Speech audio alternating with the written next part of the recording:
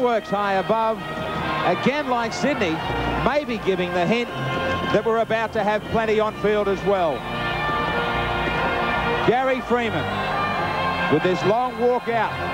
The Lion Red Kiwis, who caused the upset in Melbourne, way off their best in Sydney, playing on pride and plenty of test careers on the line.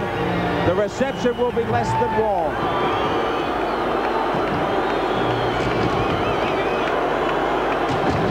That's an ideal reception there for the Kiwis, Graham, because the cannons are going off, the stage is set, it's a war zone they're coming out to.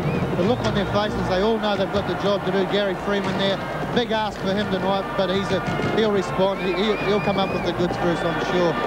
The determination showing on the face of Gary Freeman. Don't forget, Winfield Cup points are up for grabs here. And we stand by for the national anthem of New Zealand.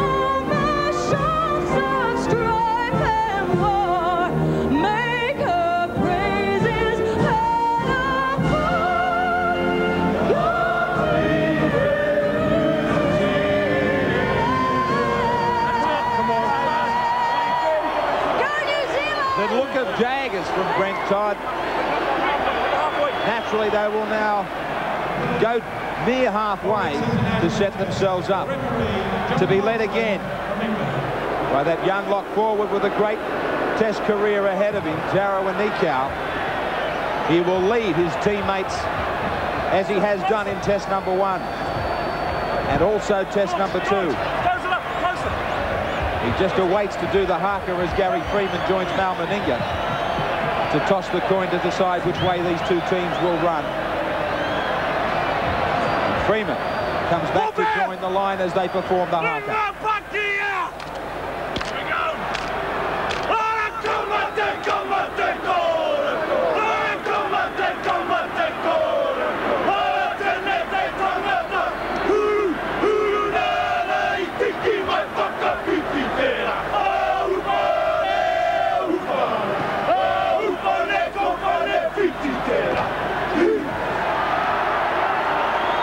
Nikau, Mercer, Mann, Brown, Dwayne Mann and Todd.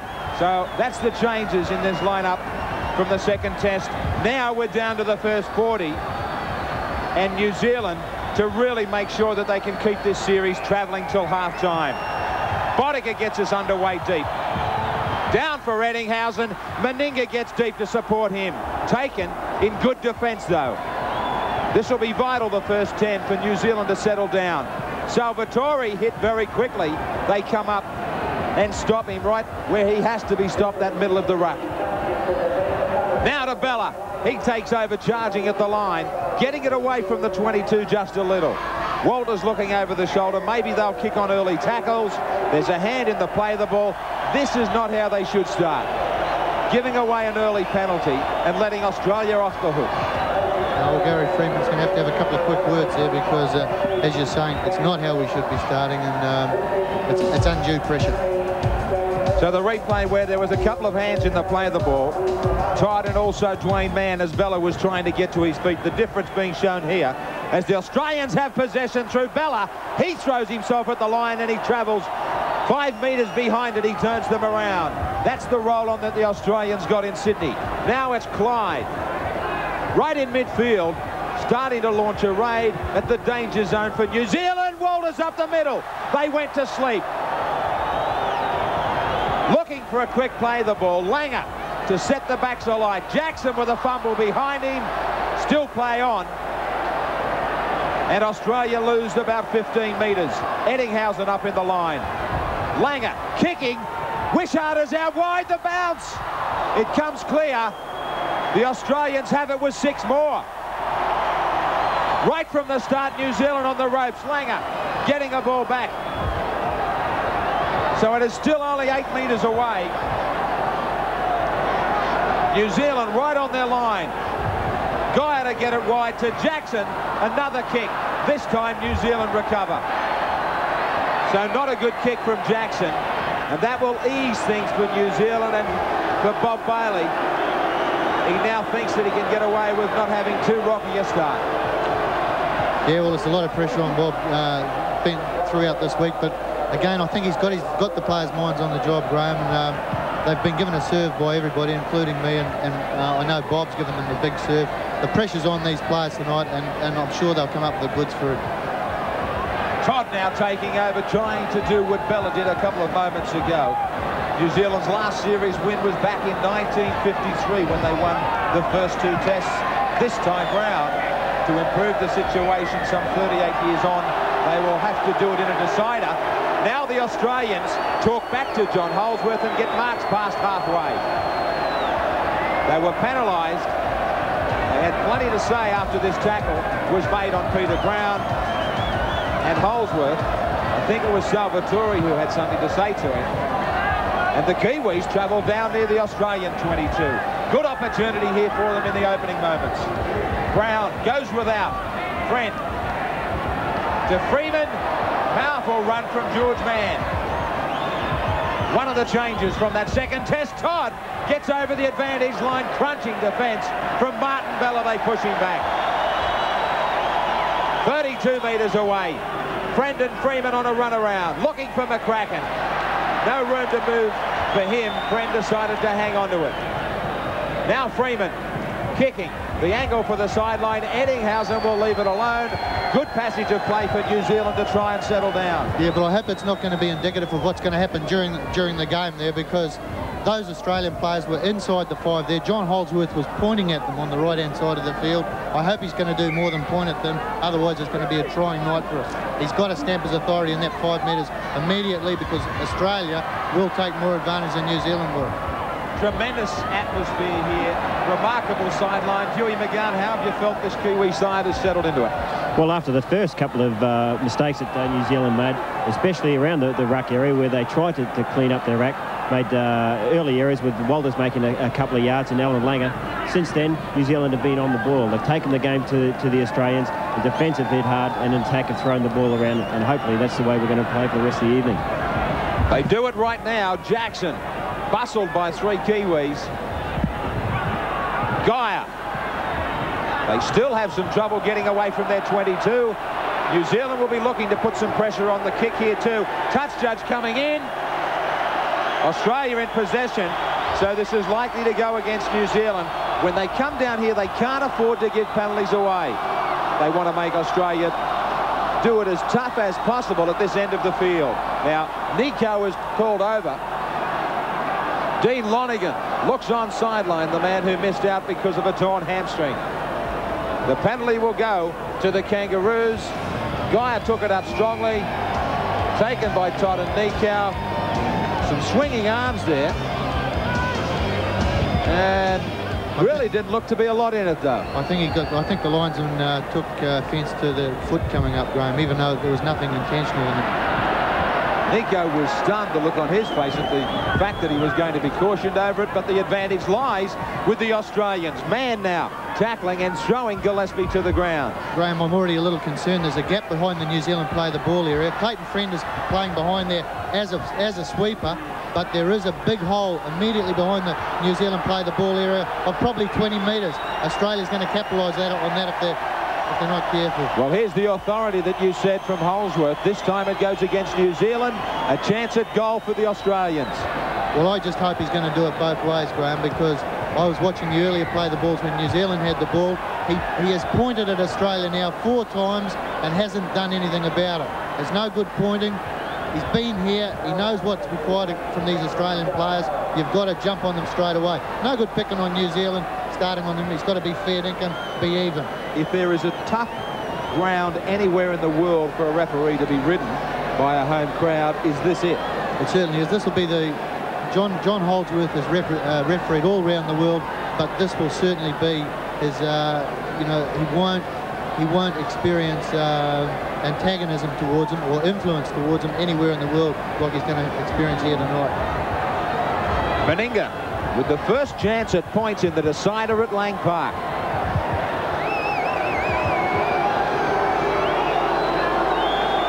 He relaxes at the end of his run. He has done this countless times at this ground. He is taking plenty of time over this one. Strikes it well. Does it have the legs? It does. The skipper, Meninga, says a big yes to the penalty. And the crowd roars here as Australia takes an early break. Desperate look from Bob Bailey as it's 2 points to 0.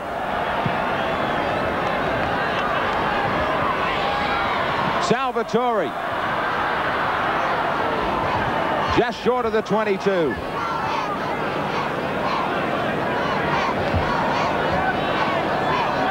Bradley Clyde now coming away from the 22.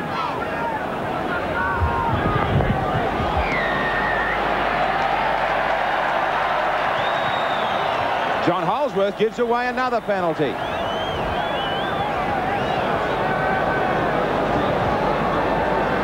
So Jackson will kick for the sideline.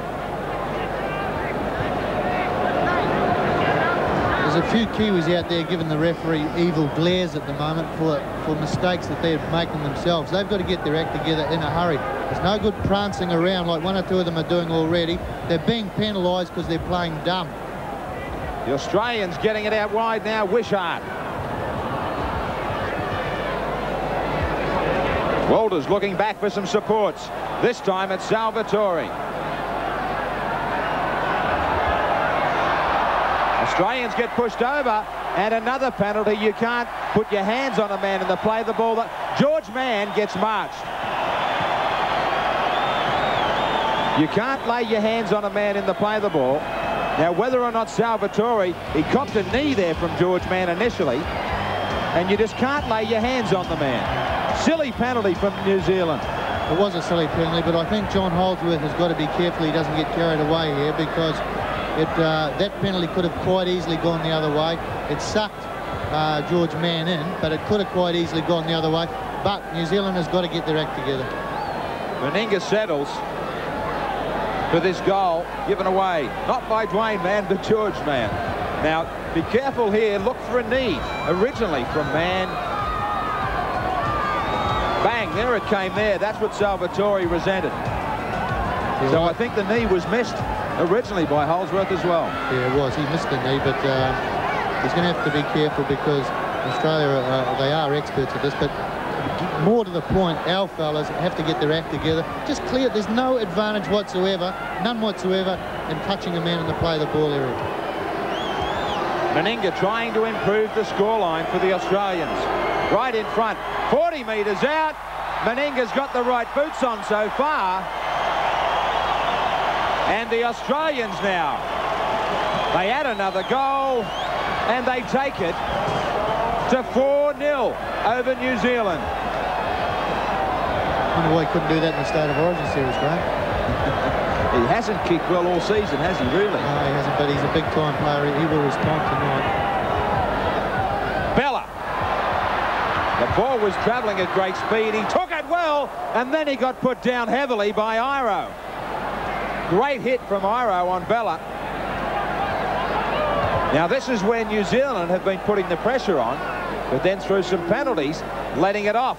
Clyde breaks one tackle taken by Brown.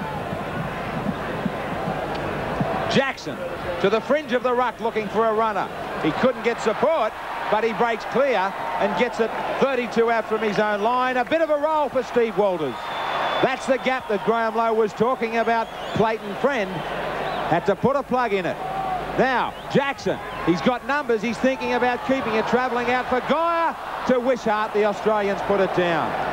Signs there that they could find a bit of a gap up the middle and then maybe stretch them out wide. Yes, that's the danger area also, all right for New Zealand. It was Jackson who got it to Geyer. Good hands. He is a problem when he gets wide, Geyer. Yeah, well, that's what bothers me about tonight, because he's a He is a dangerous attacking player. They go on about his defence, but he is a dangerous attacking player. Another bad mistake by New Zealand here that, you know, unfortunately things are just slipping away from us. Eddinghausen. The role of play has all been Australia. New Zealand do need a couple of breaks. Some drop play from the Australians. Even some penalties from referee John Holsworth. Geyer again very wide. Still in the Australian half though. Bella takes over. Straight at Nikau. He gets him low, puts him off balance. Very quick play the balls from the Australians. They're trying to play it at breakneck speed. You said it, that's the difference at the moment, Graham. The Australians aren't being slowed down to play the ball at all. Jackson. Salvatore to the 22. Last tackle. Langer. Langer to Geyer.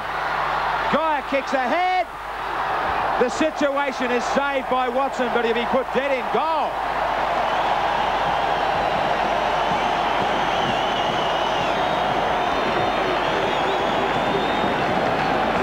Dangerous time just at the moment for New Zealand. Gary Freeman's got to get hold of everyone and settle him down. This was big danger by this man, Alan Langer. And again, the attacking skills of Mark Geyer. He's more than just a big hitter. He's a dangerous man on attack.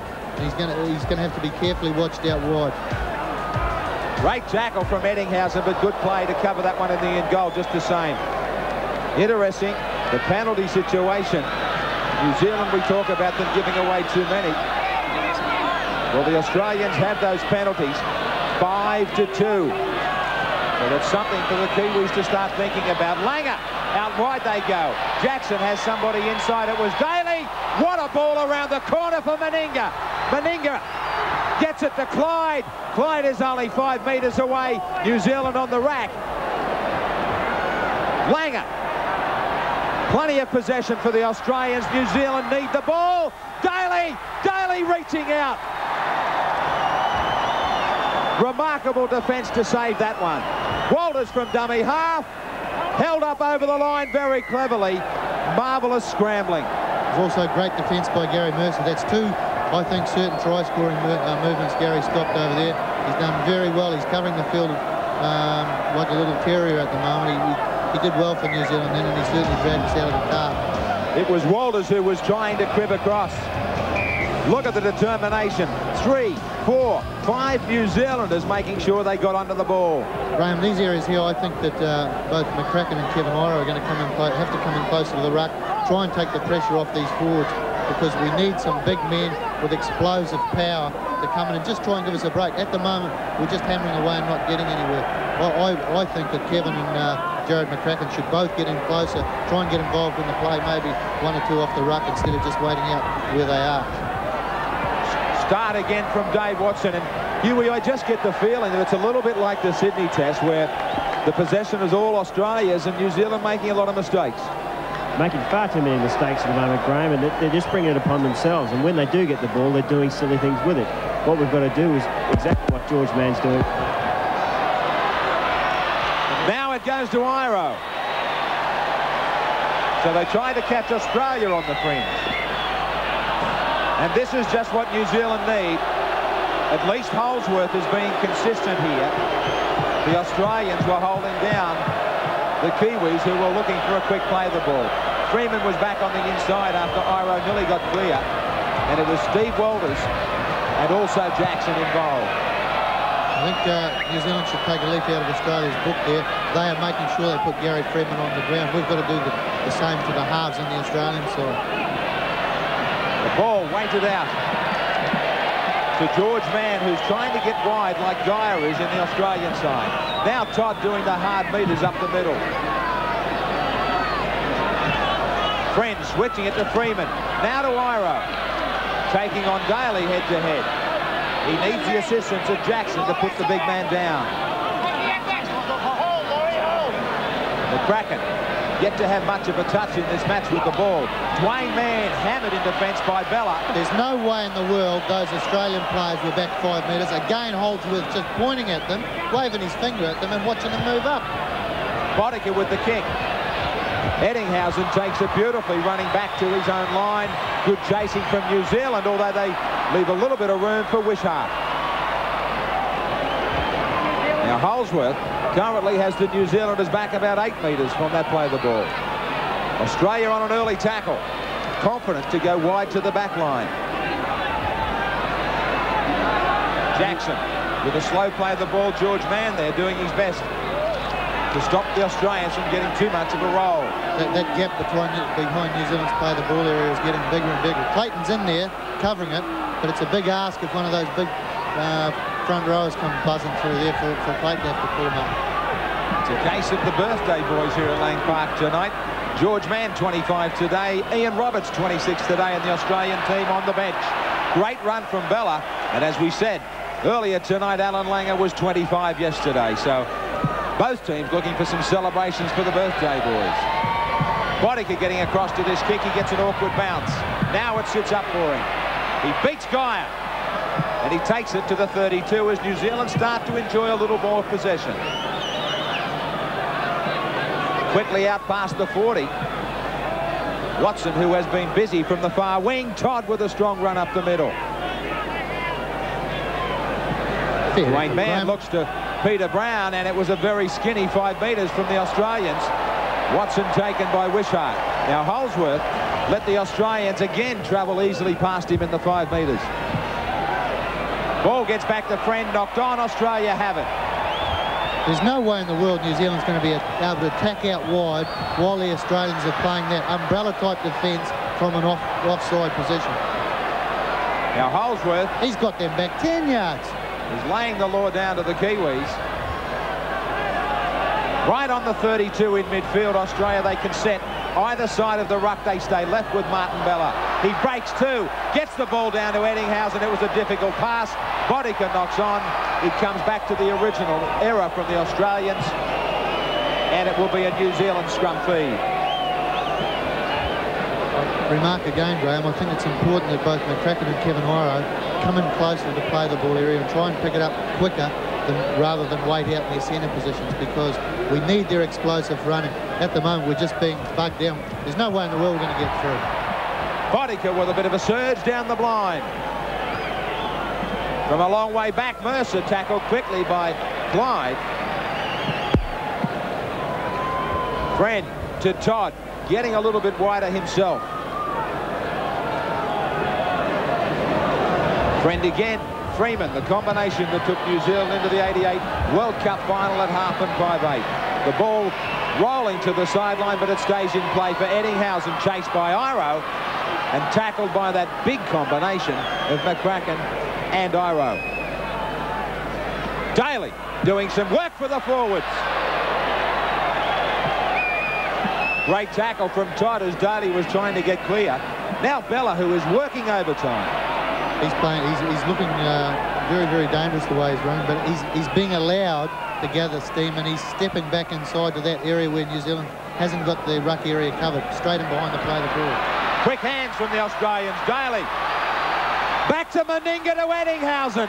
Eddinghausen, the dummy, they took it. Now he floats it back, and Willie Kahn ignites Lang Park with a spectacular try. That was classic rugby league. Difficult to defend against this sort of play. They cut loose with some powerful centres and plenty of speed. They held them. Now Bob Bailey knows they were busted out wide. On the Cadbury-Moro replay, good ball back in from Daly. The Canberra combination to the Cronulla fullback Daly. The dummy was taken. Brent couldn't match it with pace. He lobbed it out for Kahn, and he put it over for the first try. That try was started off by the Fords earlier than this, but the Australian backs, started by Daly, there's turned the New Zealand side around. They've turned the whole New Zealand back line around. Everyone's in 6s and 7s. A desperate tackle there by Gary Mercer, but unfortunately we're just not up to the big ask. One thing we've got to look at here is the way the players are thrown. Their quick passes out wide. Gary Freeman was actually caught out of position there, coming round from behind. Wasn't quick enough to make the tackle. Inside to Meninga, find Eddinghausen. throwing dummies left, right and centre, and tackles being missed again. Unfortunate for New Zealand, but if they're going to do anything tonight, they have to make tackles. If not, that's what's going to happen the rest of the night. Willie Kahn showing the signs for the coach, Bob Fulton, high up in the stands, that this side can continue on from Sydney.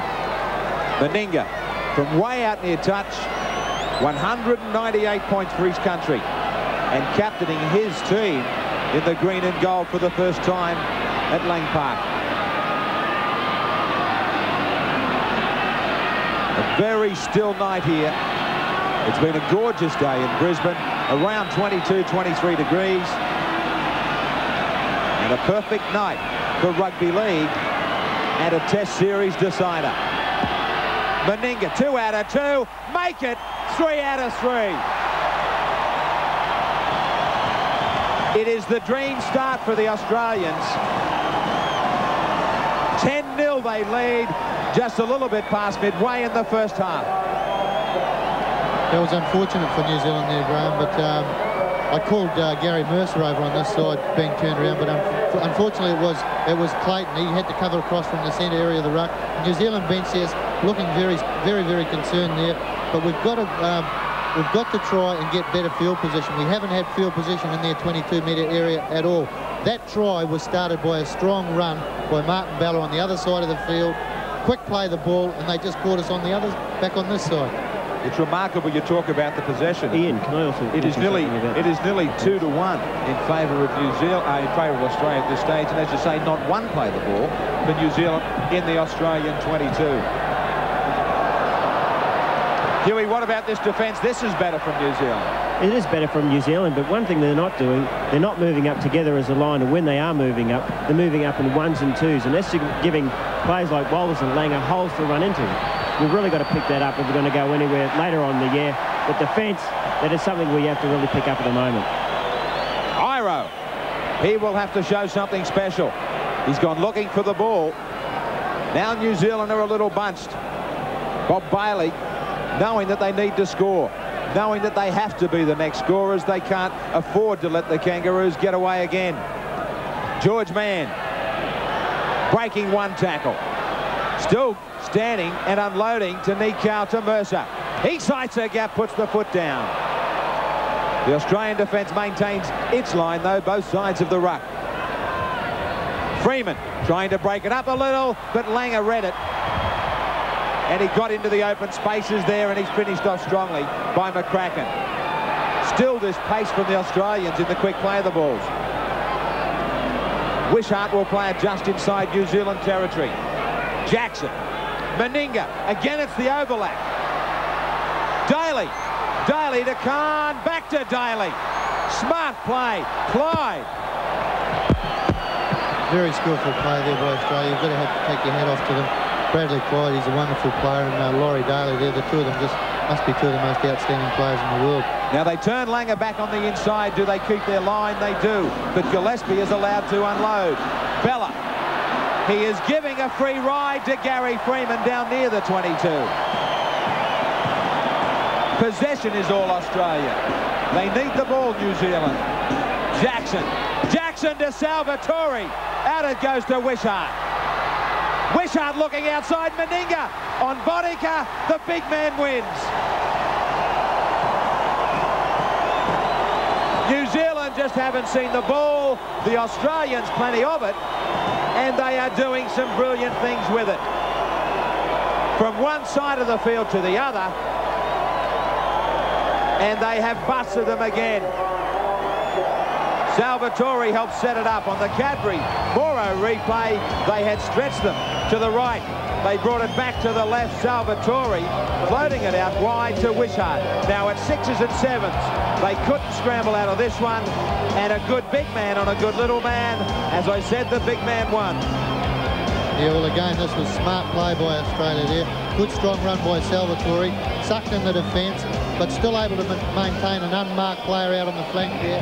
A loop around by Mel Meninga. Just a superb try. Frano Botica was just too small to stop that movement. Exactly what you were saying first. It all started from Martin Bella. Made good yards right up the centre. when you get players like Mel Meninga and Rod Wishart running out wide, scoring tries like that, New Zealand are really in for a tough night. Tough night indeed, as Meninga gives a salute to the Lang Park crowd. Right out on the chalk. 3 out of 3 for him so far.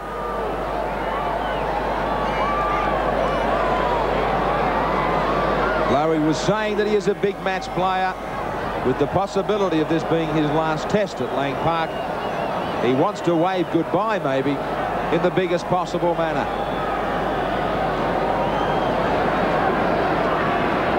Meninga to put the New Zealanders into a real hole. He drives it low and hard, just under and just wide, but an impressive start for the Australians. All the possession, and they have it 14-0 with about 12.5 minutes before half-time. That will start worrying this New Zealand bench. One of the problems New Zealand's facing at the moment, Graham, is that with Clayton playing behind the line in defence, the Australians are driving hard down the middle, or driving hard just to one side. They're drawing on a lot of defensive players, moving it quickly to the other side. With Clayton playing behind the line as a sweeper, Australia has always got an overlap. I think it's probably New Zealand may have to adjust their game plan a little bit, get everybody up on the line and mark man on man. At the moment, it's not man on man in defence. It's got to be a critical mental stage now too, because they would be thinking now with this start by the Australians, they would be thinking in the back of their minds about Sydney. Well, that's right. I think that they have actually started with far more commitment than they did in Sydney. It's just things haven't gone quite right for them. They've given away a lot of silly penalties. And they need the ball. It's the Australians again coming up with it. Geyer playing it back to a confident backline. Jackson. Salvatore, now's their chance. Iro has it. Breaks the tackle of Gillespie. Up the middle, he's finished off and tidied up by Langer.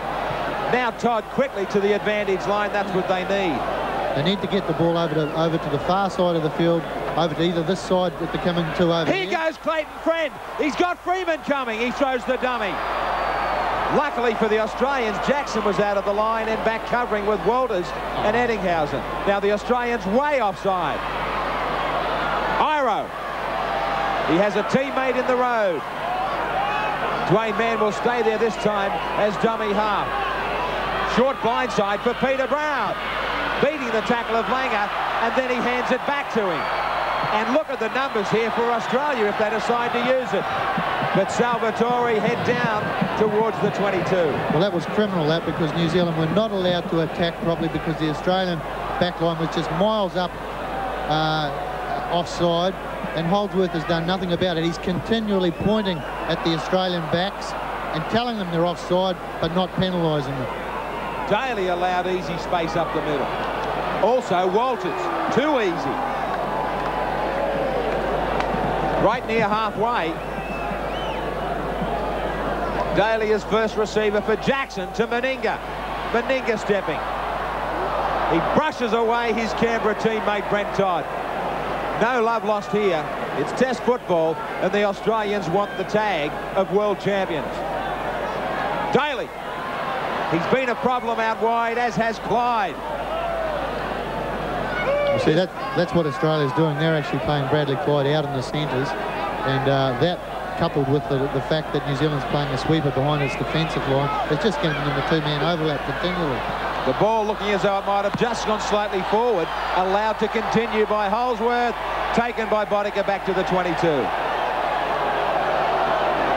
So he diffuses the situation, and Todd will have a quick restart. Still, there was 3 and 4 Australians trying to get back on side. It's important New Zealand gets away from trying to take them on down the middle. They've got to get it to one side, stretch them out like a rubber band, drive down this one side, compact the defence more, and then attack with the backs. Get Iro and Jared McCracken involved. Brown takes a heavy tackle low from Bella right on halfway. Friend, who made that break that could have led to something. Freeman back on the inside, Mercer's gap. He goes clear. He looks for McCracken. McCracken puts the foot down. Eddinghausen won't get him. Great try. They knew they had to bounce back. They had to be the next scorers. And McCracken, with his first opportunity, Bob Bailey's unmoved, but he has scored close to the post to bounce back. Some great play from New Zealand to give Australia something to think about.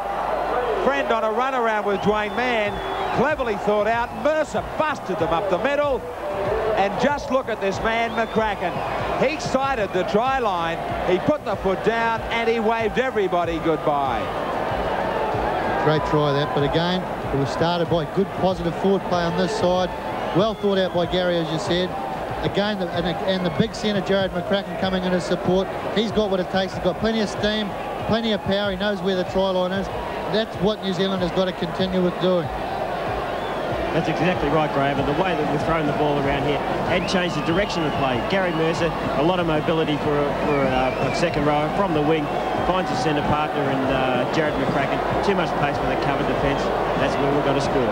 That's put a smile on the faces of all the Kiwis here at Lang Park, and the Cadbury-Moro replay showed it perfectly, as it does now. Boddicker drills it down the middle.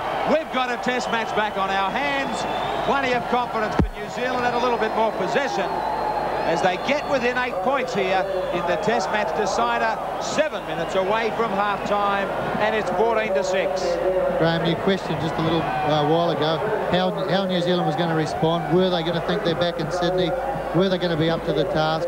Well, they've done it now. They've broken through Australia, but they've done it by angles, changing angles, bringing the ball from over to the left-hand side of the field, shifting it back quickly to the right, changing angles with support players. If you run straight at Australia, if you take them on straight down the middle, you'll get nowhere. That try was worked through angles by stretching the Australian defence across the field, making them brittle in the middle, and then just beating them with angles. This man is having a good first half, Mercer. Yes, well, he's done a great job since switching in from the wing. I think Brian Johnson, the Australian coach over there in Warrington, put him in the second row. Gary's worked very hard on weights. He's now developed into a good working second row. He saved 2 certain tries over on the far corner there early in the game, and he's certainly making his mark now. But this is where they've got to stay awake. They can't afford to let it go again. If they can stop Australia from scoring before half-time, then the second 40 might make the Australians think about Melbourne. Daly gets it wide, and there's numbers. A chance here. Geyer, chased by Freeman, harassed by Freeman, and finally put down. See, Melbourne Ingle was able to play the ball very quickly, and when both McCracken and Kevin Iro were at the marker position. That's very dangerous for New Zealand. Langer, the key man in Sydney. He was put to a full stop by Brent Todd back on the inside. Bella, from a standing start this time, not charging as he was before, but he still makes good ground. Clyde, the Canberra connection again. Daly passes it to Nikau. He heard the call. I think he thought it was Meninga. So New Zealand survived that one, and Hugh, the vital time as always with any rugby league game, 5 minutes out from half-time. Exactly right. 5 minutes from half-time. We've got to look to sustain where we are at the moment. Not do anything rash, not try and play a panic or catch-up football this early stage in the game. Still a long way to go, another half. But mistakes like that, certainly we're not going to be in any good position if Australia capitalise on it. Well, those mistakes again put the pressure on. Meninga to Daly. Daly to Jackson. Jackson back to Daly. It is easy for the Australians to change it all up because Jackson can be in the centres 1 minute, then at 5'8". Likewise for Daly. Now chances. Langer showing it inside. Off the ground. No, said Holsworth. Said he wasn't tackled. Jackson. That was an interesting call. Now Jackson stands. Yeah, well, I'd like to see that again on replay, Graham. That could be vital. Meninga out wide. McCracken in the way. Meninga tries to get it around the back. He's still going. Only 2 metres out. Geyer throwing a dummy. They shut him down, and Australia will have one more play the ball. Now Geyer just rolled it back. He has to be penalised. The way he tried to do that, he's got to be penalised. Silly play from Mark Geyer. The Australians were on the attack. He's called a handover for losing it. Well, he should have penalised him. That was a ridiculous decision there. What Australia's doing at the moment, they're playing Mark Geyer out on the left-hand side of the field in the centres and Bradley Clyde on the right-hand side. that's what's causing New Zealand all the problems, because they're having to face not only the attacking force of Daly and Meninga in the centres, but also those big rampaging back rows. New Zealand's going to have to adjust its defence. Talk about this at half-time. When they go in, they'll have the opportunity to see what's happening out there, discuss it amongst themselves, and alter their defence. I said to you before, as we see them go down to their last tackle on this set of 6, about that mental attitude they might have started to think about Sydney. The last 5 or 6, have they started to believe again? Well, I think they have, and I'm sure that they're going to go in at half-time now, thinking and looking for ways to counter this Australian side. One of the most obvious ways is to get down Australia's end of the field, because they're not playing a good field position game at all. But they are playing with enthusiasm, and that's very good. There's a worry every time they raid away on this side of the field. They keep on getting caught short, New Zealand, so that will be a problem to be sorted out at half-time. You can't leave a gap for Langer. He nearly got that away to Salvatore on the outside. 2.5 minutes to the break. Steve Walters up the middle. Brown's got him.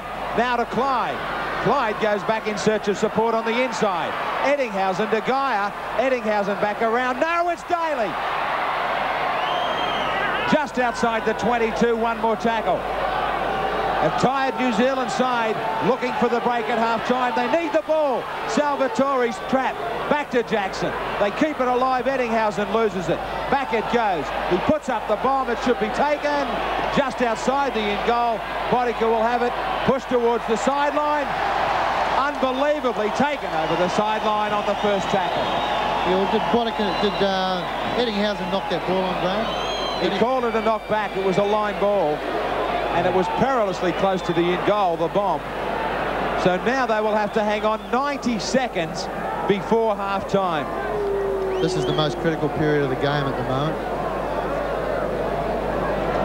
Holsworth having a chat to the pack, just keeping them apart.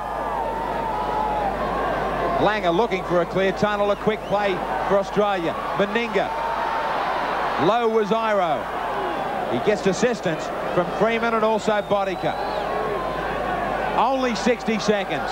Jackson, one way then the next. Gillespie likewise. Steve Walters, much better defence as the line comes up both sides of the ruck. The Australians stack the left-hand side. Langer, Jackson inside. Now Daly, throwing everything into this final few seconds before half-time, both sides. New Zealand trying to hang on. Bella trying to bust them. 5 metres out. Back for Steve Walters. Try. Holsworth said it was knocked down by New Zealand. Yeah, well, I thought it was knocked on. Now, it's going to be interesting to tell the story on the replays. Bella caused problems on the fringe. The ball shot clear. Plenty of hands in there. Just which one was it? Green and gold or black and white? On the Cadbury-Moro replay, Bella standing, breaking the tackle of Friend. Nikau went high, still clear, knocked down by Nikau, picked up by Walters. Yeah, it certainly looked that way. But again, a strong run by Martin Bella there. They're going to have to try and pick him off closer to the ruck. Being allowed to stand like that, it's just going to be murder. A hard job for Clayton Friend here. What he was doing on the line there, it should have been affording to take Martin Bella. Unfortunately for New Zealand, knocked down. There's a try though. I don't think that Nikau knocked that ball down. I think that Nikau hit Martin Bella's arm and Martin Bella shot the ball forward. I believe that was a knock on. I'd like to see it again. We probably won't get the opportunity, but I believe that the in-goal touch judges, if they've got them, made errors there. Incredibly vital. With only seconds left on the clock, that all happened.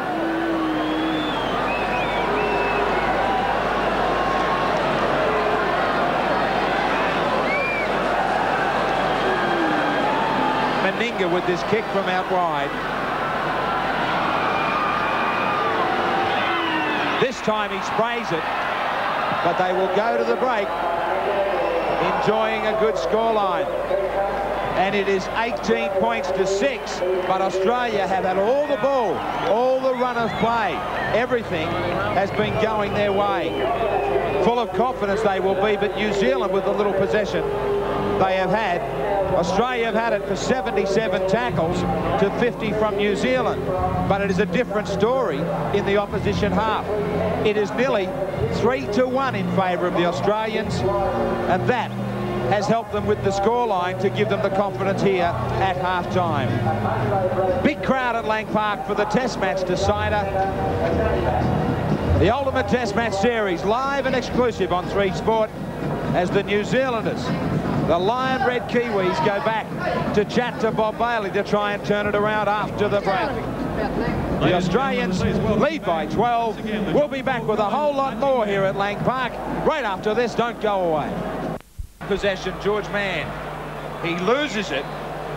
Incredibly, another bad start for New Zealand from the break. Clayton Trent was calling out that the ball was stolen. But not so for George Mann. Now Holsworth is calling out Gary Freeman, and he's saying, you let me referee this game. He wants the scrum to pack again. Hello, Eggs. Langer gets it to Jackson. Jackson wearing some taping around the head.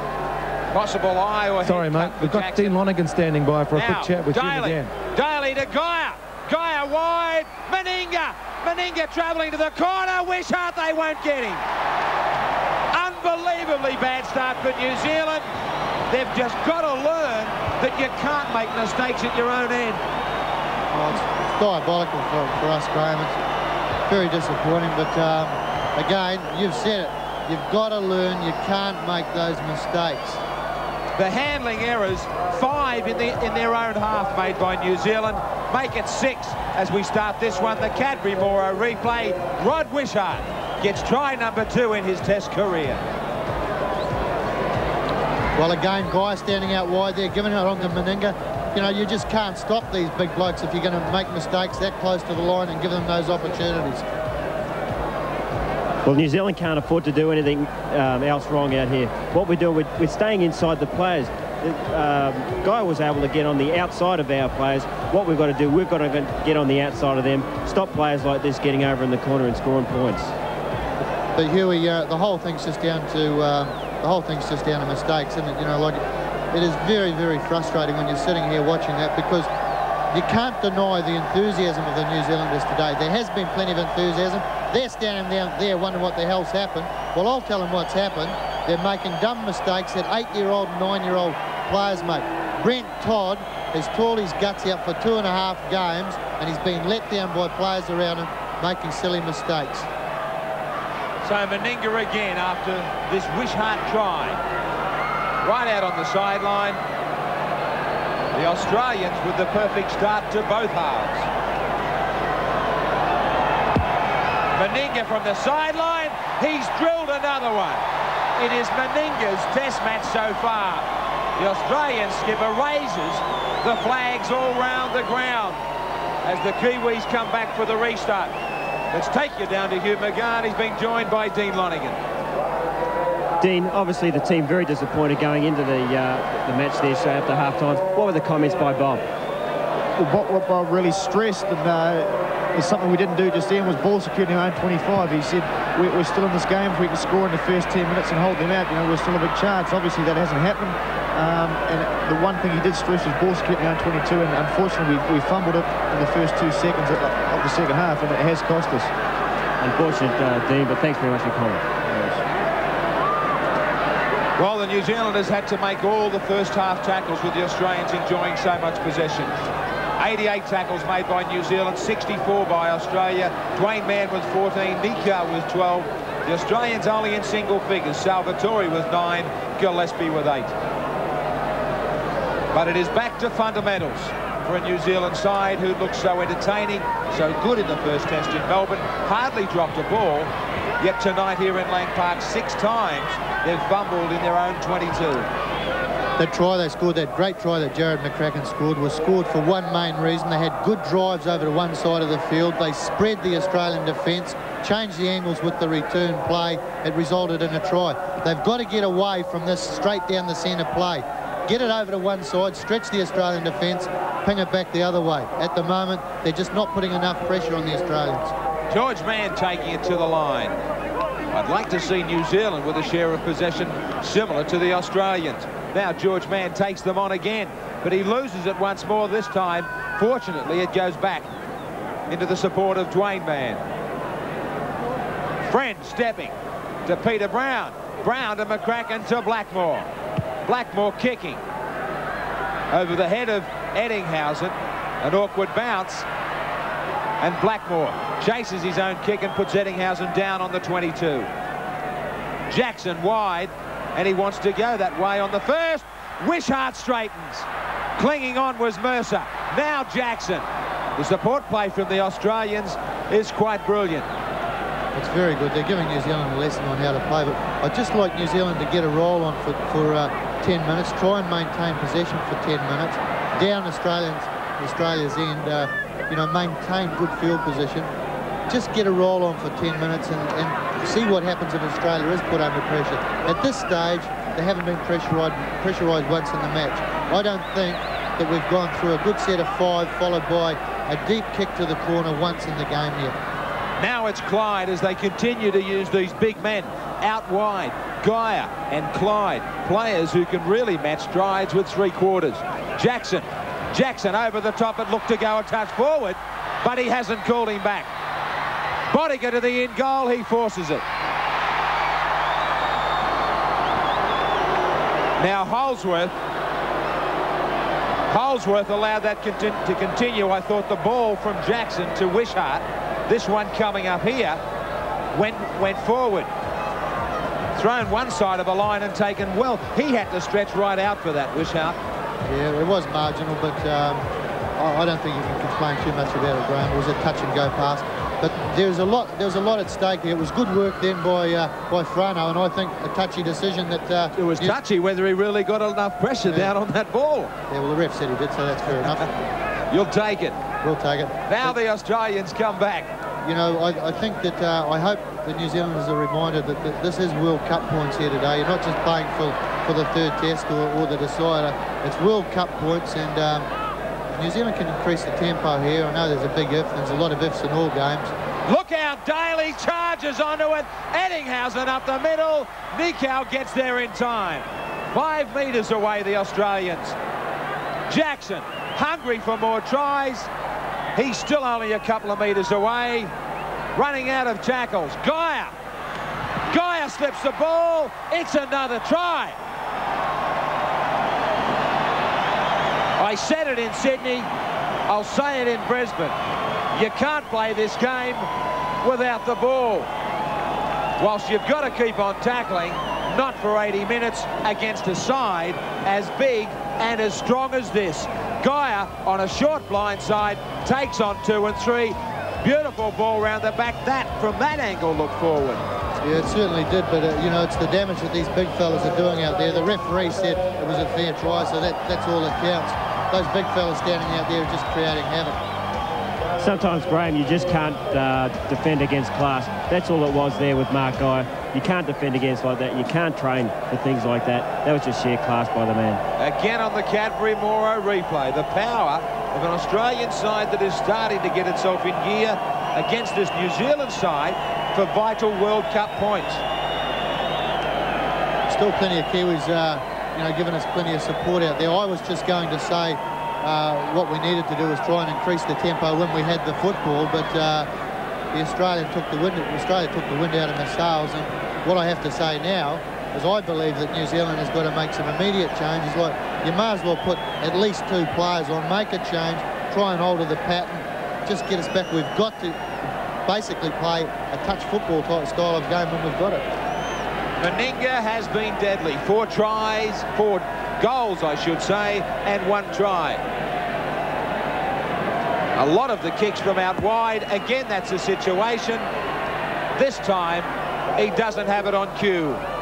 The Australians now lead by 28 points to 6, nearly 10 minutes into the second half.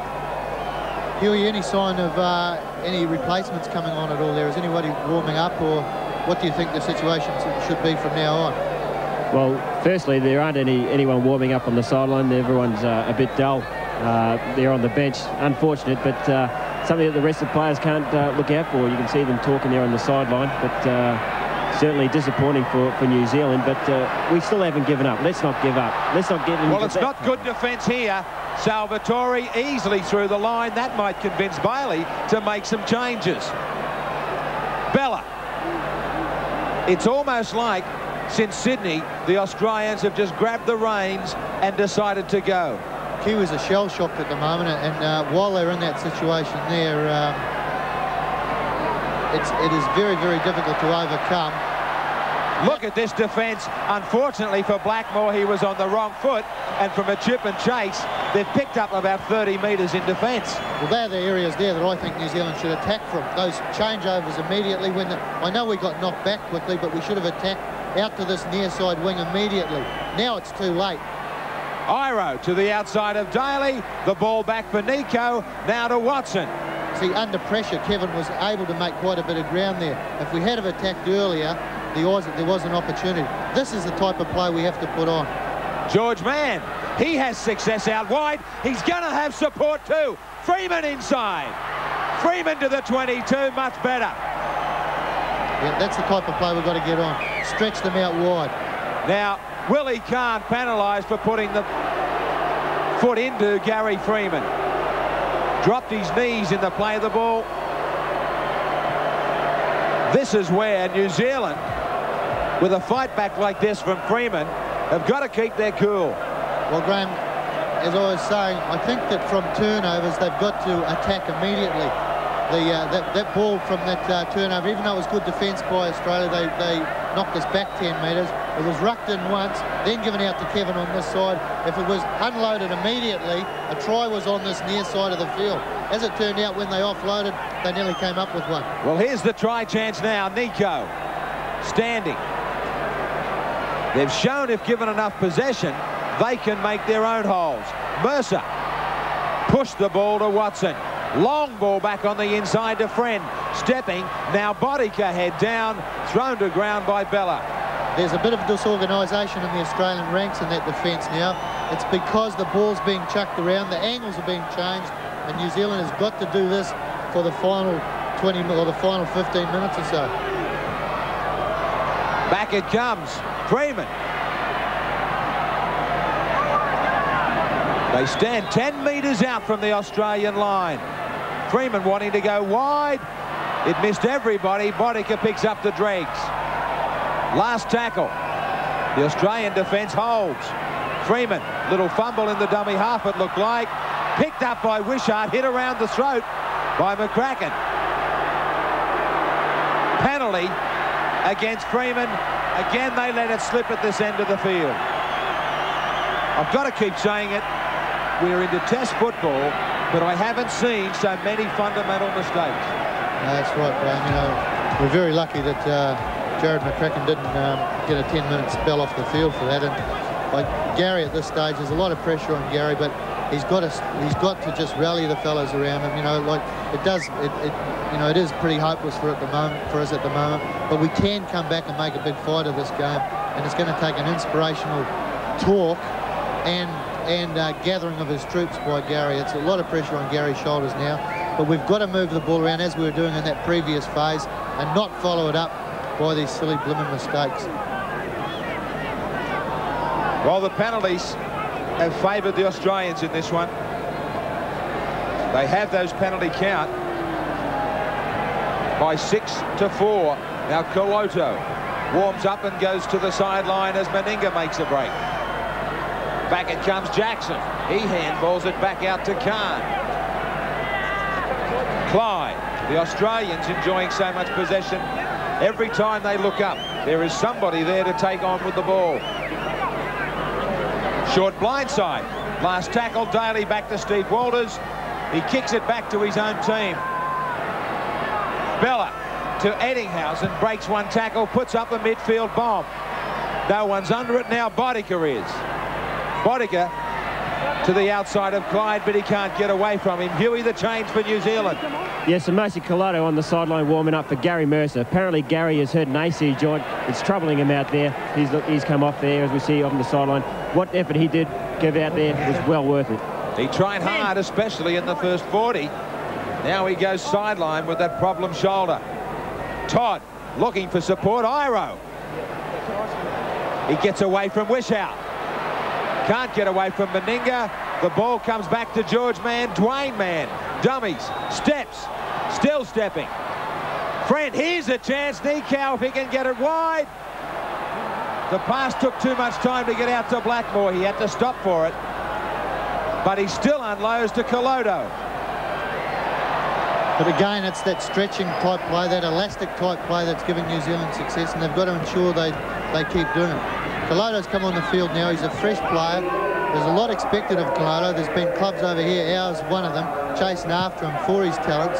And he's got to, this is the type of game that now Colodo's got to come into his own, because he's a wide runner. 6 more tackles. They don't have to keep it alive. Nothing silly. Colodo just gets there in time. They've got 6 more. I think they thought it was still the last and they needed to push it.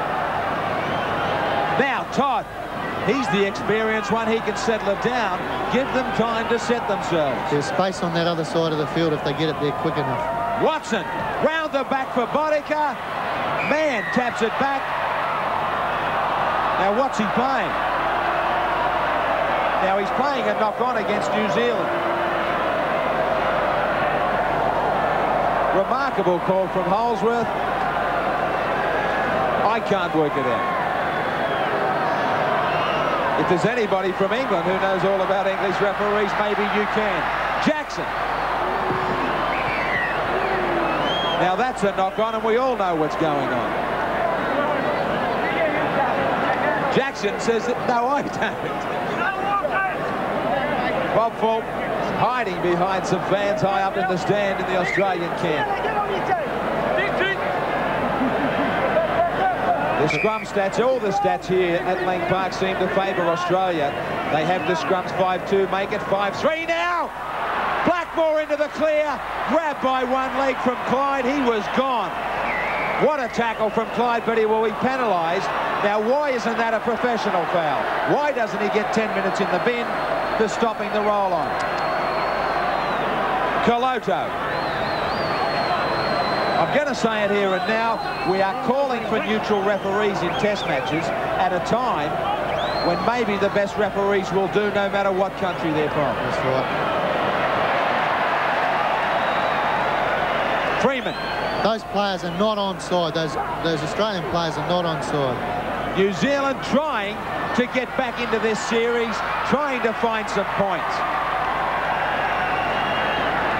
But again, those handling problems that concerned Bob Bailey at half-time have stayed with him and his team in the second half. There's still over 22 minutes remaining in this deciding test match, but with 22 minutes, they need 22 points. Well, they just need sound defence at the moment, Graham. They've got to go all-out defence, try and maintain this field position, get back to passing the ball from one side to the other, force the areas like that, just scramble, and never mind what the tackles look like. The Australians have caught the disease. Yeah, well, that's because they've been put under pressure. You know, like if you there's no one immune to it. If you harass, you put them under pressure, you cough up the ball. They're called cough drops. And you and I are battling with flu at the moment too. Now, let's get it straight. It was you who kissed me and I didn't kiss you. Yeah, well, you've been talking that much lately. Now, there's no loss of passion here either. Holsworth is going to call Langer over. A little bit of an exchange here from a couple of the small men. But Holsworth is wasting too much time here too. New Zealand don't want to waste too many seconds. Now, it was Langer who made the tackle on Friend, wrestled him to the ground. Friend resented it. Maybe Holsworth had already called for him to play the ball. He had. That's what it was. Clayton Friend's just showing Alan Langer that before Alan Langer was heard of, he was one of the top halfbacks, or if not the top halfback in the world. And if Langer's not careful, he's going to take that title off him right here and now. I can't believe it. First tackle from a tap restart. The pressure was put on from a daily tackle, and they hand it back to the Australians. The story of the night here at Lang Park for New Zealand. There is still so much football left in this match, but they can't put it together. They have dug their own grave so far. Gaia. But if you give them a chance, this is a stunning Australian side in attack. They can lay tries on from anywhere. They have players 6 foot and over, nearly all over the paddock, that can motor onto it just like that. Asini Faimalo is also warming up for New Zealanders. Langer chips ahead, gets it back, puts Jackson away. A touch of brilliance. That passes forward. Now Holsworth has got this one. Wishart can forget about the celebrations. Maybe he'll be told shortly. Now the crowd hate it, but the ball was weighted forward, and Holsworth got this one. Now Langer made the break. The angle from the head on is not going to do any justice to it, but it was some brilliant play from Langer. Jackson heard the call out wide, but he couldn't get the ball there correctly. I think that should have been a penalty to New Zealand then, because that was a deliberate forward pass in my opinion. Well, now we've got Clayton Friend called over. They were in possession. The advantage has been lost once more. Holsworth lays down the law, and Australia will have a very easy shot at 2 points, but Meninga wants his side to give some entertainment to the fans, or does he? Yes, he does. He's going to send it to the sideline. There was a give me 2 points in Test football. The Australians are going to get greedy and go for 6. Langer to Bella. The big man keeps on working, put to ground by Brown. Salvatore likewise up the middle. He was stopped by Colodo and Brown. Still just near the posts. Crisscross runners, Meninga. They force him back 10 and 12 metres away from the line. Good defence. It was great defence then, good pressure. Langer. Langer on the fringe to Gaia. Gaia can't get it away. Australia have 6 more. No. Knocked on originally by the Australians. They argue. So Faimalo goes on. Gaia was charging into a gap. The ball looking to go back there, and picked up by the Australians. He called it knock on.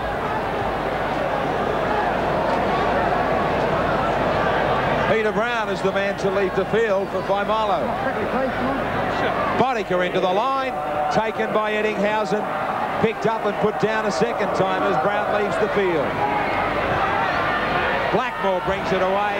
Brown with his last look at the Test decider. Both Faimalo and Amosi Colodo are wide-running attacking players, and they're the sort of players that are needed now. Just get out wide. New Zealand's got to chuck the ball out wide, offload in the tackle. They're not going to win this game. We've got to be realistic about it, but we can come out of it with a hell of a lot more pride. Faimalo with his first touch, nearly on halfway. Very wide as Nikau. To Mann on the run around. Nikau still, that was a pass that was handed to a man in an offside position, but Holsworth allows the advantage. I can't believe that they can't get the ball cleanly to the likes of Iro and McCracken, who are 2 champions. I said earlier in the telecast, Graham, I think that Kevin and Jared McCracken have been sitting out in the centres waiting for the ball. The way the game's evolved, I think they should have been chasing for it a lot more. But well, the only clean ball I think that McCracken has handled, there was 4 points on the end of it. Yeah, that's right. Langer, they all took the dummy. This looks like try time. Perfect execution. If you are going to lay on a try, if somebody's going to run to a gap, you've got to have support inside and out. That's why the posts are there to have them scored under the black dot. They're guilty of making mistakes, New Zealand, but this side is an exceptionally good one at making you pay. Everybody stayed off the little man. He destroyed them in Sydney, and on this occasion, he has destroyed them with the help of Jackson and Eddinghausen on the Canberra-Moro replay. Again, it's that man, Alan Langer, because the option that he has on the inside wasn't taken off him. He passes the ball back on the inside there to Jackson, who is a good player, great ball distributor, giving it to Eddinghausen. Nobody's going to stop him in that position there. It's a great Australian try. Meninga will have this one from right in front. And New Zealand, after winning so well in Melbourne, seemingly have lost the plot in the rugby league states, more known for the code of Sydney and Brisbane.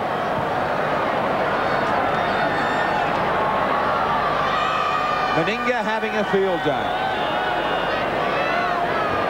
The Australians reminding the rugby league world of how good they are at the present time. Bob Bailey thinking of what might have been, and the Australians now take it to 34 points to 6, 14.5 minutes remaining in the second half.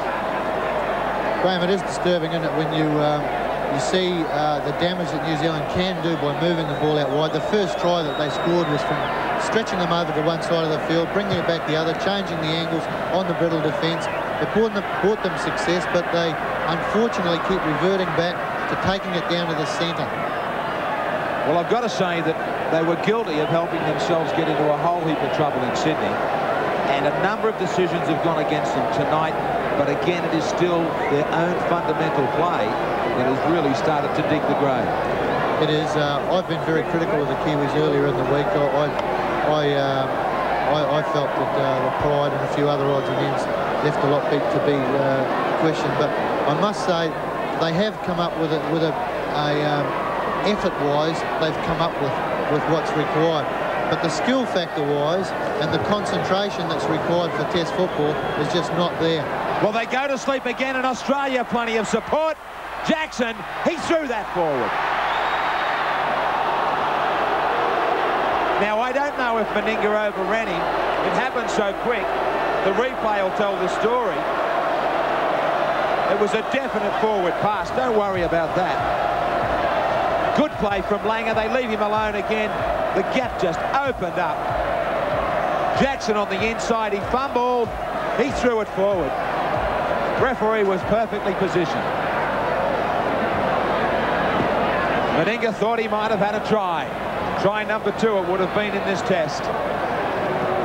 Blackmore loses the ball. McCracken leaves the field. Dwayne Mann bounced out of a big shoulder charge to keep the ball alive. Faimalo. So one of their stars, one of the key men off the paddock, one of the destroyers in attack, puts more pressure on everybody still on the field. Dwayne Mann back to Faimalo. Freeman. How quickly things can change in any sport. The elation after the Melbourne upset, and now a hammering in Sydney, and another great Australian performance, and New Zealand hammered once more in Brisbane. Freeman on halfway. Back it comes. Dwayne Mann looking for some space to put the kick in. One bounce, he'll get over the sideline, but its scrums is not what they need. They need the errors from the Australians, and they need a ton of possession to put some respectability back into the scoreline. I think one thing this game shows, Graham, and it's come out over the series, even in the first game, the strength of the Winfield Cup, the concentration that comes out from the Winfield Cup is well and truly obvious in these last 2 games. Like, there's only a couple of Winfield Cup players out there in the New Zealand side. I think that does make a huge difference. Now, the penalty going against Willie Kahn for wrestling with Gary Freeman. New Zealand get a chance with some possession.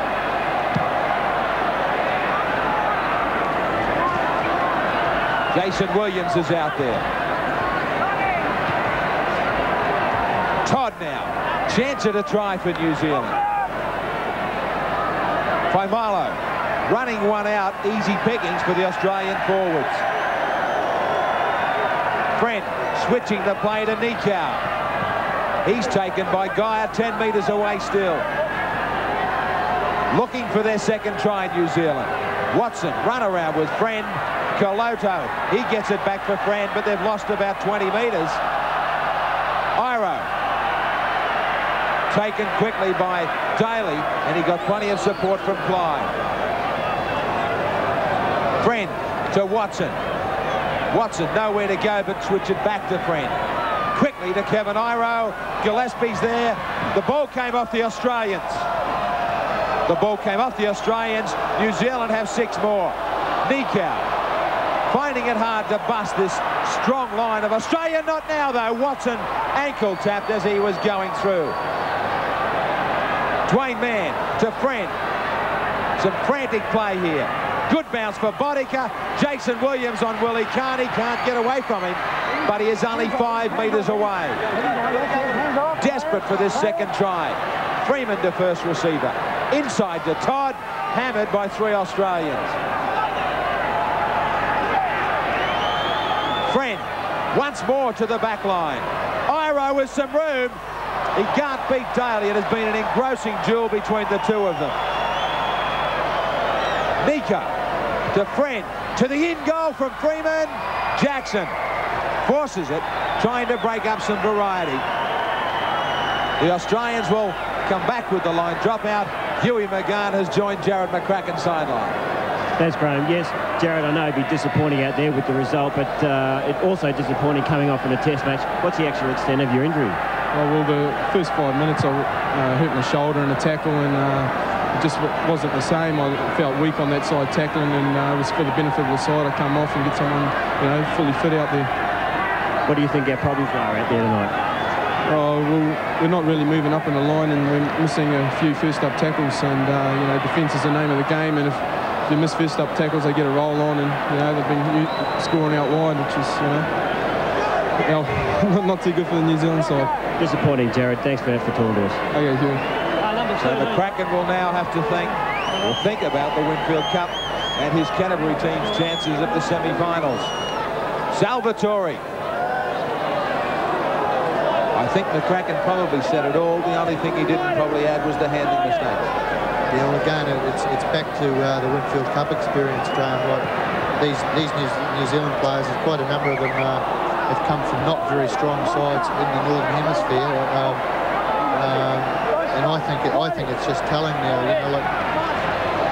I think that I'm a strong believer in getting as many New Zealanders as possible in the Winfield Cup, because I think it would strengthen us internationally. This is just showing up that argument, because the Winfield Cup players, as Todd, he probably shows more than most that you've got to keep going for the full 80. Well, he experiences it week in, week out. He's played grand final football. He knows what it's all about. The other fellas have not got the ability to concentrate. Well, here's a chance. Here's a chance. Iro to Blackmore. Blackmore gets it. I think Iro could just about have scored himself. That adds another try with about 7 minutes remaining. But it looks all too little and too late, but they have not stopped trying. Blackmore is one player that has emerged from this series with a great test career ahead of him. Brent Todd on a short blindside on the Kadri Moro replay. Iro beating 2. He probably could have reached out himself. Blackmore cleverly the way he kept control with one hand. Well, again, moving the ball was the thing there, creating two-on-one, a good forward ruck to start with. Kevin Iro, too big, too strong, giving the ball to Richard Blackmore, and that close to the line, it's going to be 4 points all the time. Again, all this lead-up work came from just change of direction by the Tawera Nikau. Came from different sides of the field. Again, the second play of the ball, Kevin Iro showed his class, and Blackmore just showed his strength. Martin Bella replaced in the Australian lineup. A great series for him from the second and third tests.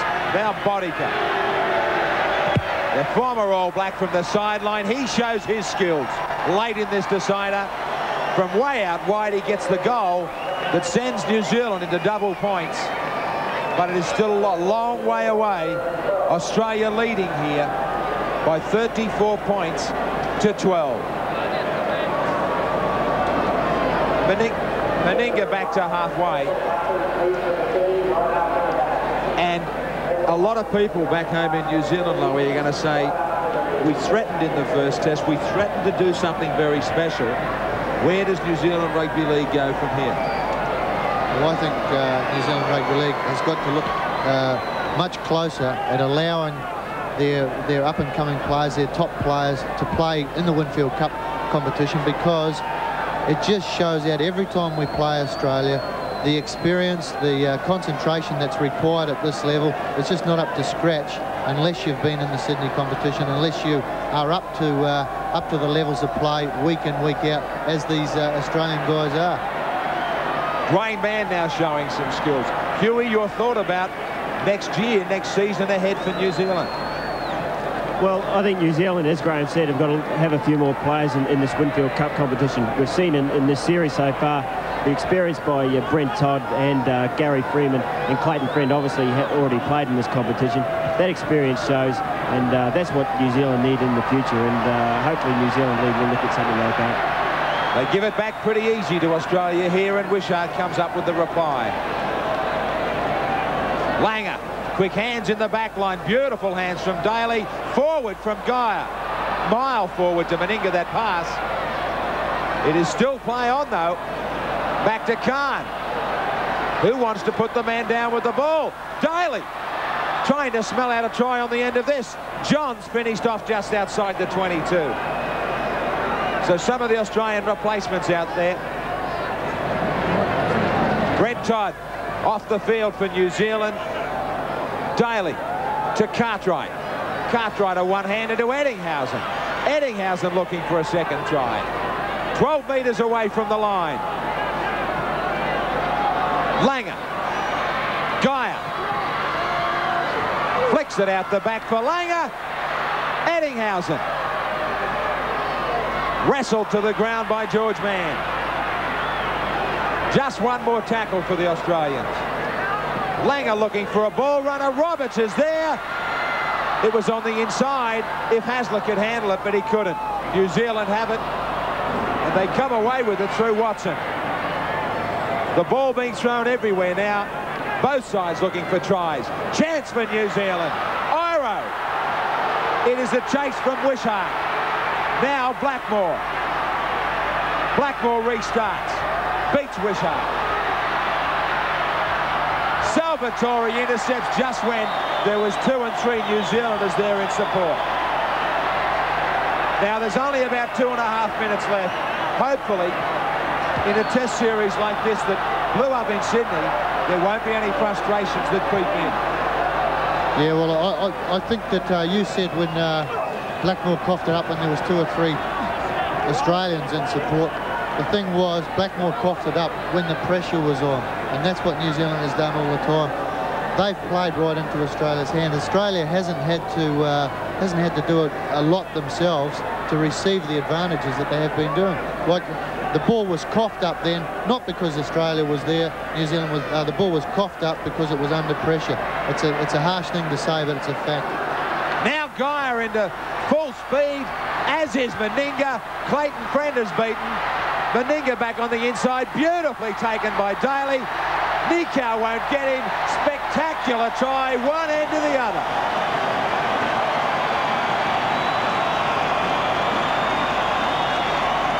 It has been a tough series for Australia after Melbourne because they went in search of the right balance for the World Cup. Wally Lewis is no longer on the Australian scene. Players like Steve Roach have been replaced. The Cadbury Moro replay will probably tell us about the future of Australian Rugby League. Players like Geyer getting that ball to Meninga. Meninga maybe will be still around for the World Cup. But definitely a player like Laurie Daly, who really has the potential to be maybe the best in the world. Yeah, he has, Graham. It's I'm sure the young people watching the game over in New Zealand will see the scores, the skills these fellows are exploiting.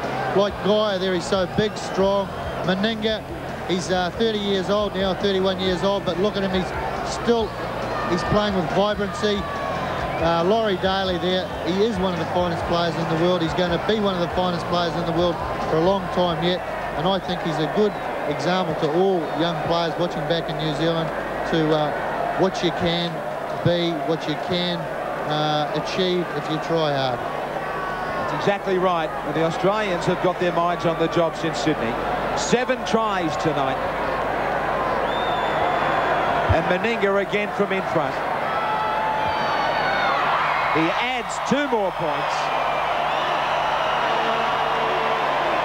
And the Australians have a scoreline now that keeps them happy at Lang Park here for sure. 40 points to 12. That's all there is. They finish with a flourish, the Australians. Mal Meninga, it might be emotional for him. This could be his last test match at Lang Park. Martin Bella celebrates with Craig Salvatore, a brand new Australian front row.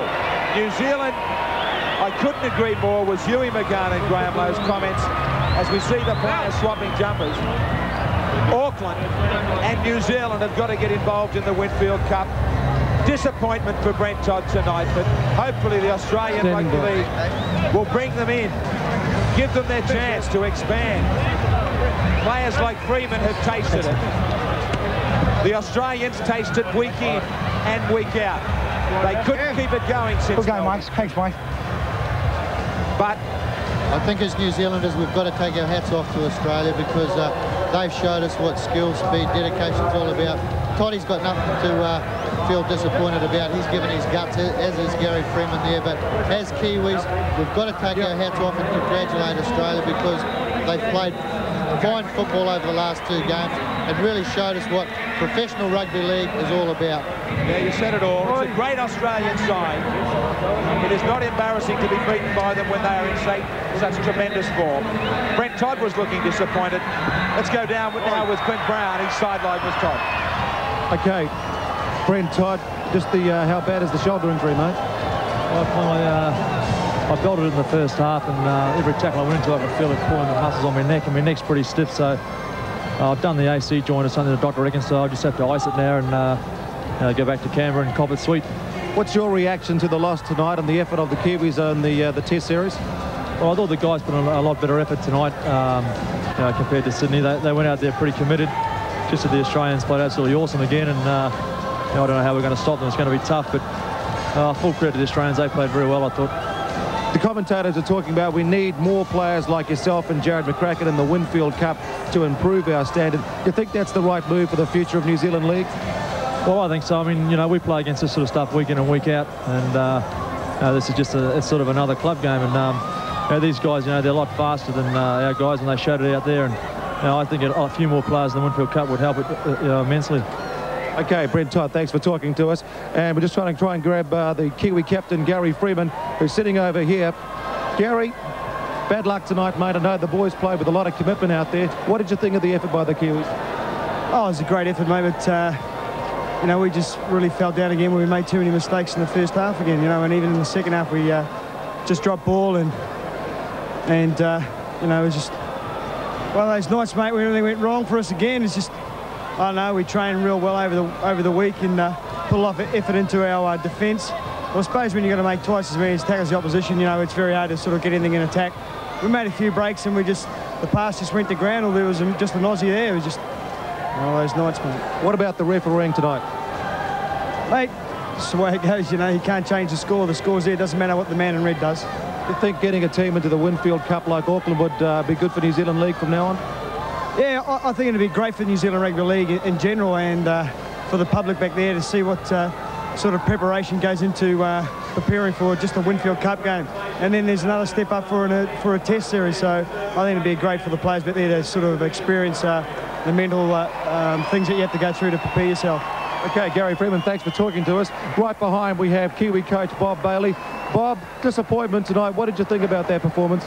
Well, I don't think the referee did too good a job, but I don't think he was up with play enough. He might have to go and get himself a bit fitter. There was that many forward passes thrown, I couldn't believe how many that were let go. So that's the way I looked at the game.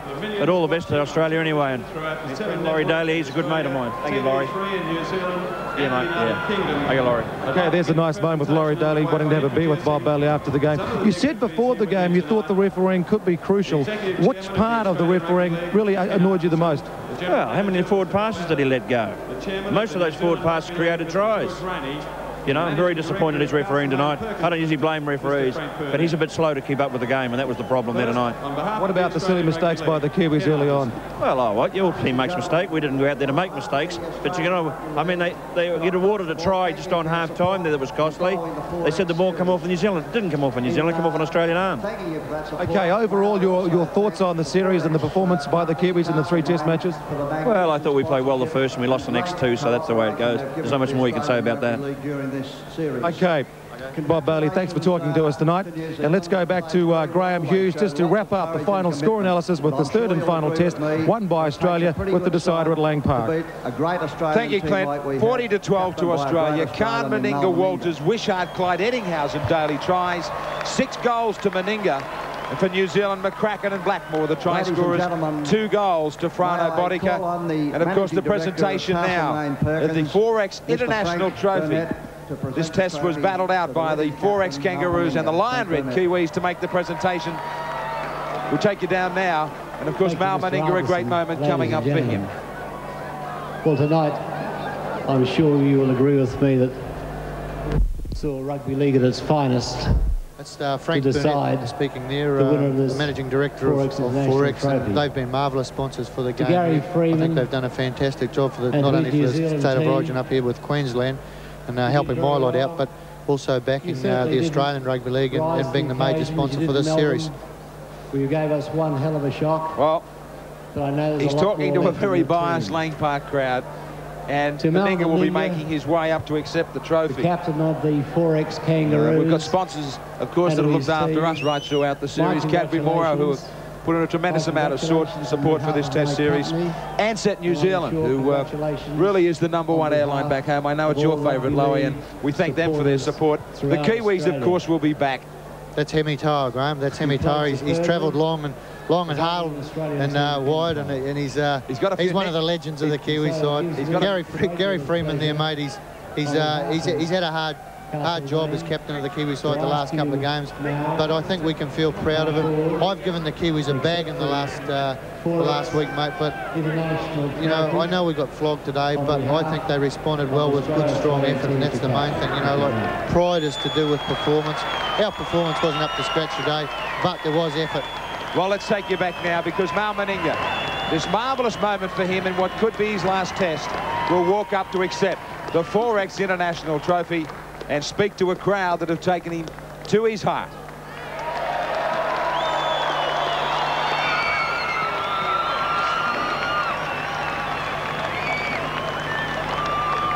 Frank, Ken Arthurson, ladies and gentlemen. First, I'd like to thank the Brisbane, the Queensland crowd for coming here and supporting us tonight. Thanks very much for your support. To the Australian team, you know, these guys were great tonight. Makes me proud to lead you out there in Lang Park tonight, and it was tremendous effort. We could have easily been complacent, but the attitude and commitment on the football field tonight just marks another era, I believe, in Australian Rugby League. To Bozo and the management, thanks very much for the last 3 tests. You've done a great effort. I just hope that we can stay together for a long, long time. To the Kiwis, thanks very much. You certainly scared us after the first test in Melbourne, but unfortunately there can only be one winner, and I'm just glad it was us. Thanks, and lastly, of course, I should thank 4X for the wonderful support in rugby league they give, and just hope that 4X can remain a part of Australian Rugby League for a long, long time. Thanks a lot.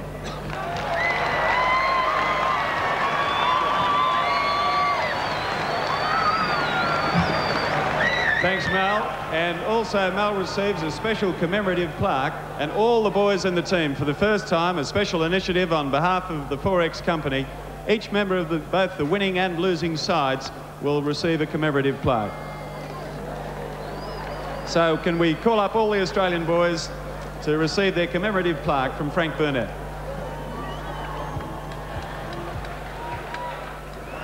So the Australians have wrapped up the Ultimate Test Series 2-1. Going into this match, it was all tied up with the World Cup points, 8 apiece for the Australians and the New Zealanders, but the Australians had 2 games in hand, but played only 4. So at this stage now, with the World Cup points update, it means Australia, the world champions, go to the top of the table with 10 points after 5 games. New Zealand have 8 points after 7 games, followed by Great Britain with 6, and then come France and Papua New Guinea. So a classy performance by the world champion Kangaroos tonight, confirming their status as the World Cup champions, going to the front of the World Cup points table with this decider at Lang Park.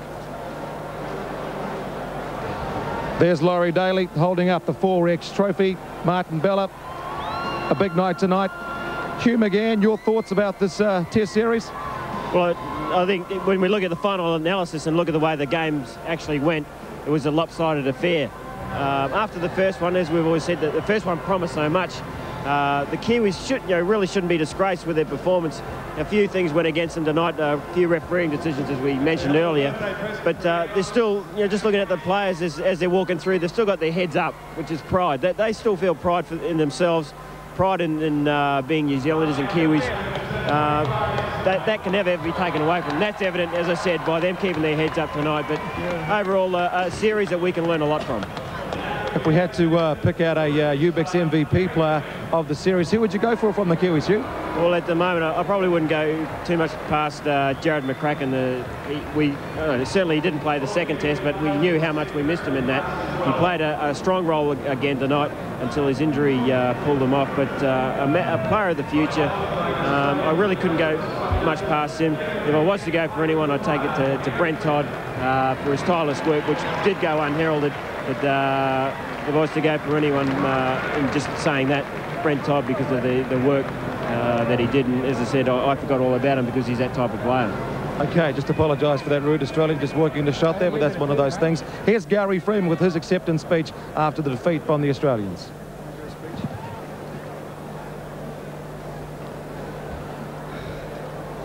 Ladies and gentlemen, George Rainey, Mr. Ken Arthurson, other distinguished guests that are here today. I just, on behalf of the Lion Red 1991 Kiwi side, I'd like to congratulate Mal Meninga and his side for a 2-1 victory. They played superbly in those second and third tests. I'd like to also just quickly touch on our players. I thought we played extremely well down in Melbourne, and we were probably a little bit unlucky that if you give the ball to the Australians too many times and you've got to keep on tackling, it makes it very hard to attack. And to my boys, we did our best tonight. We did ourselves proud, did New Zealand proud, and I'd just like to thank them on behalf of myself and the New Zealand Rugby League, and congratulations again to the Australian Rugby League team.